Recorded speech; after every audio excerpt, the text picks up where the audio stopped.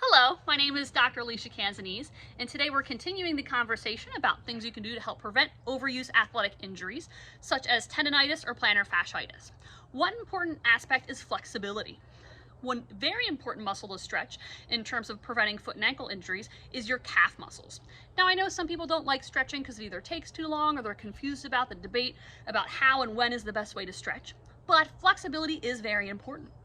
So a lot of times when people think about stretching, they think about static stretching, which is that typical, standing still, touching the toes, holding that position for 30 to 60 seconds while you're not moving. So that's static stretching.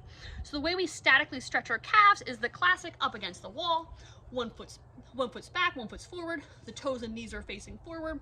You bend the front leg, keep the back leg straight. You push up into the wall so you get a good stretch down the back of your calves. So that's a typical static stretching way to stretch your calves. Another type of stretching is what's called dynamic stretching.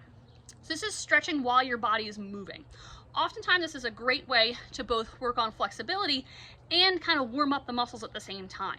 A lot of times what some sports teams do, a lot of college teams, college track and field teams, is they'll do dynamic stretching before they run and before practice, and then static stretching after. So you can kind of stretch while activating and warming up the muscles, and it can be a really good way to stretch before activity. So one way you can dynamically stretch your calves is this way.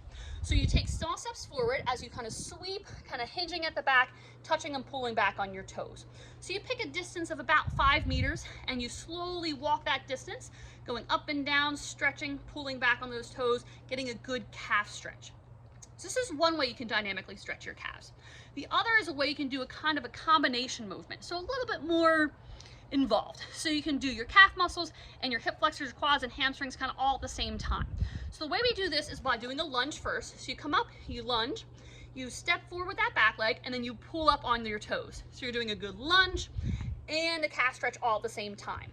So a little bit more advanced motions. So a lot of times people start with the other calf muscle stretch before they do the more kind of advanced kind of lunge and calf muscle stretch. But as you can see, this is a good way to do flexibility and warm up your muscles at the same time before running, before walking, before doing sports.